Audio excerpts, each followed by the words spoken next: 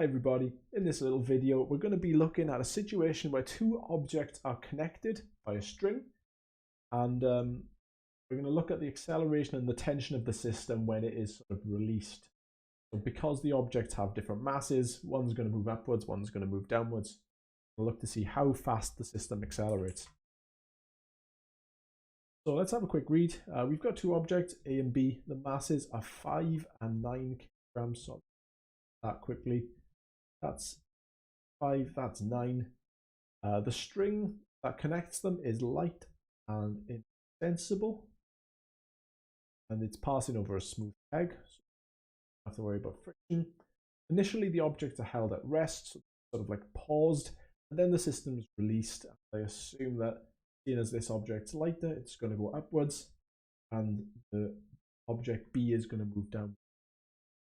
What we're looking to find out is the magnitude of the acceleration, so how fast the system all moves, accelerates. And in the second bit of it, we're going to try and find the tension string.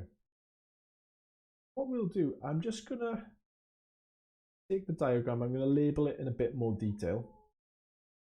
So the object A was a 5 kilogram mass. I'll put that on here. 5 kilogram mass. Object B is a 9 kilogram mass.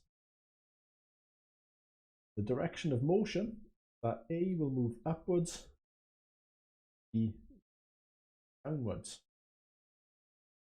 In terms of the forces that we've got going on, the object A has a move upwards, and weight as well. Weight can be calculated by multiplying the mass and gravity together. I multiply, in this case, 5 by 9.8, I'll get the weight as 49 newtons.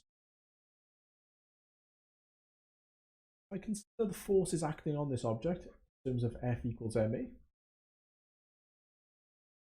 There are two forces, tension and weight.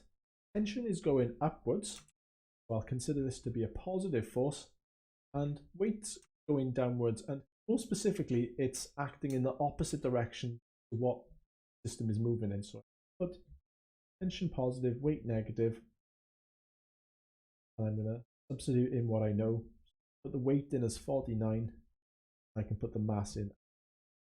This formula will be useful at some point, so I'm just going to emphasize that. Do the same process for the second object, B. Also has a tension and a weight. Weight of this object's obviously going to be a little bit different to the first one. I believe this is going to work out as 88.2. Object B, when I consider F equals ma, I still have two forces. Because the direction of motion is going downwards, I'm going to indicate weight as a positive quantity. That's traveling in the direction of motion. And I'm going to indicate tension as a negative quantity. Well, again, I'll substitute in what I know. Formula I get out. Fantastic. These two things together solved simultaneously. Write them out one next to another. Take away 49, 5a. You've got 88.2, take away t is 9. And a nice way to deal with these simultaneous equations is to add them together. Notice that I've got a positive t here and a negative t here. So adding them together cause the t parts out. There are, of course, other ways to solve this simultaneously. It doesn't matter how you do it, as long as you get the right answer out in the end. Values will. So we're dealing with minus 49 plus 2 over on the left hand side. On the right hand side, we've got 5a plus 9a, which will work out as 14a. I can put that. Okay, let's see what this works out as. Let's type this on the calculator.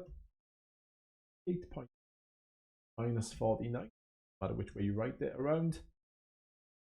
get 39.2 on the left hand side, and to get acceleration we will divide 39.2 by 14.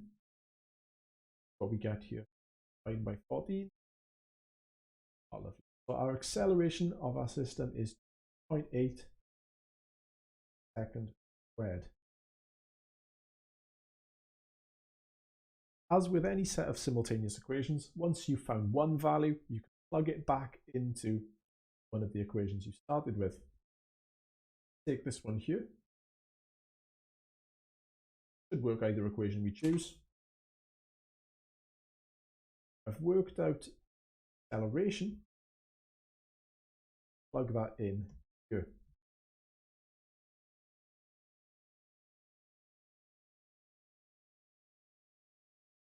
So I believe 5 lots of 2.8 should work out as 14. If I rearrange this slightly, take the 49 over the other side, I'll be able to get my tension. Should work out as, there we are, we've got it. Our tension is 63 newtons and our acceleration is 2.8 meters per second squared. Fantastic. So we've done the main part of it, which was calculating the magnitude and the tension of the string. There was an extra little bit at the end, just investigating the word light and what the implications. If a string is light, it implies that we do not need to consider the weight.